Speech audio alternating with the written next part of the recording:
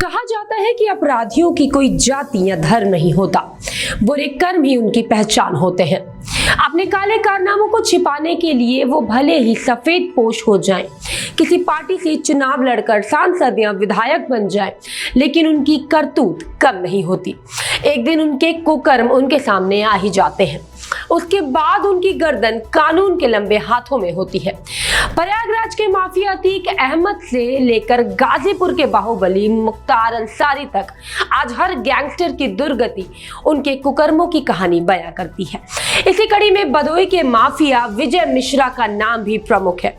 Gyanpur seat से 4 बार विधायक रहे विजय मिश्रा को एक रेप केस में दोषी करार देते हुए 15 साल की सजा सुनाई गई और इसके साथ ही 10,000 रुपए का जुर्माना भी लगाया गया।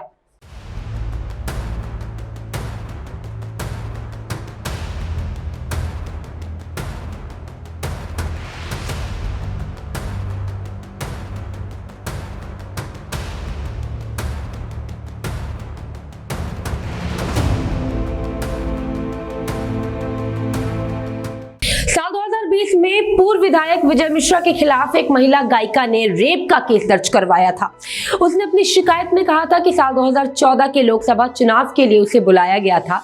1 जनवरी 2014 को वो परफॉर्मेंस के लिए कपड़े बदल रही थी। उसी वक्त पूर्व विधायक उसके कमरे में चले आए और हथियारों के बल पर उसे अपनी हवस का शिकार बनाया। इसके बाद अपने बेटे विष्णु और पोते ज्योति मिश्रा को उसे वाराणसी छोड़ने के लिए भेजा। रास्ते में उन दोनों ने भी उसके साथ रेप किया। इसके बाद तो मानो एक सिलसिला ही शुरू हो गया। विजय मिश्रा उसे अलग अलग जगहों पर बुलाकर रेप करने लगे। विरोध करने पर ब्लैकमेल किया करते थे। 6 साल बाद तंग होकर उसने केस दर्ज कराया था। भदोई के गोपीगंज थाने में विजय मिश्रा के खिलाफ आईपीसी धारा 376D, 342 और 506 के तहत केस दर्ज था। इस केस की सुनवाई के बाद एमपी-एमएलए कोर्ट ने उन्हें दोषी करार देते हुए 15 साल की कठोर कारावास की सजा सुनाई थी।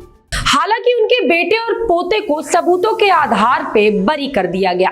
उनके बेटे विष्णु मिश्रा के खिलाफ आर्म्स एक्ट के तहत भी केस दर्ज है। ऐसे में उनके जेल से बाहर आने की संभावनाएं कम है। पिछले साल ही यूपी पुलिस ने उसके पेट्रोल पंप पर छापा मारा था, जहां से हथियारों का बड़ा जखीरा मिला था। इतना ही नहीं, वहां से AK-47 भी बरामद किए गए थे। फिलहाल आगरा जेल में बंद विजय मिश्रा के खिलाफ 83 केस दर्ज है। इनमें से अभी तक केवल 3 मामलों में सजा हुई है, जबकि उनके खिलाफ दर्ज केस में अभी 14 केस विचाराधीन है। विजय मिश्रा के खिलाफ जो केस दर्ज हैं, उनमें से 9 हत्या के, 8 हत्या के प्रयासों के, रेप के 2 केस, गैंगस्टर के 3, जालसाजी के 4, शस्त्र अधिनियम के 7, धमकी के 9, रासुका के 1, खनन के 1, भ्रष्टाचार के 1 और इत्यादि कई मामले दर्ज हैं। इन सब से अंदाजा लगाया जा सकता है कि इनके कुकर्मों की दुनिया कितनी बड़ी है। विजय मिश्रा का साम्राज्य पूरे पूर्वांचल में फैला हुआ था। इसमें भदोई, मिर्जापुर, प्रयागराज से लेकर लखनऊ तक में उनके काले कारनामे होते थे। उनके कारनामों का केंद्र भले ही भदोई था, लेकिन जन्म प्रयागराज जिले के हंडिया थाने में स्थित खप्टिया गांव में हुआ था। परिवार की आर्थिक हालत बहुत ज्यादा अच्छी नहीं थी, लेकिन तेज तर्रार स्वभाव, मजबूत कदकाठी और शातिर दिमाग होने की वजह से लोगों के बीच अच्छी पैठ थी। नौकरी की तलाश में वो भदोई चले आए।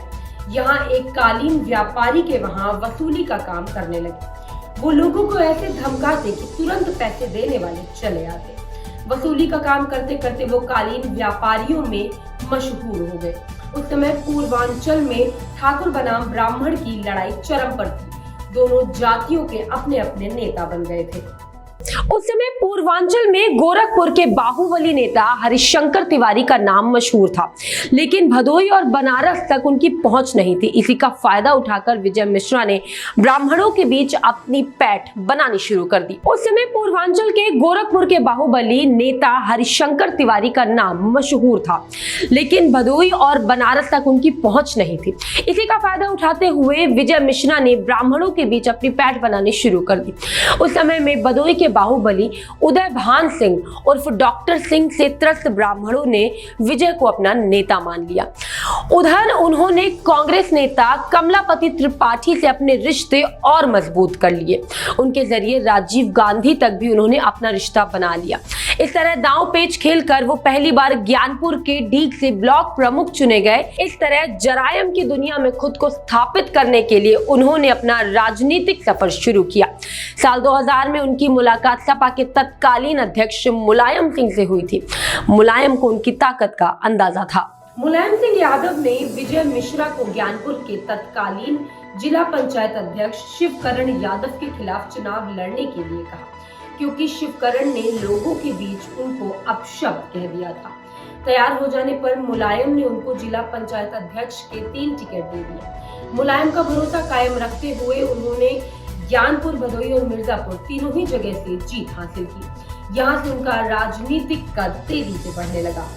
अब उसने समाजवादी पार्टी से विधायक के टिकट की मांग शुरू कर दी। साल 2005 में अपनी पत्नी रामलली मिश्रा को जिला पंचायती सौंपकर साल 2002 में सपा की टिकट पर विधानसभा का चुनाव लड़ा गया। पहली बार में ही विधायक बन गया।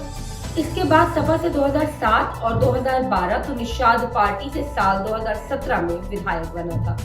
बाहुबली से रेपिस्ट करार हुए पूर्व विधायक विजय मिश्रा के बारे में कुछ अच्छी बातें भी कही जाती हैं।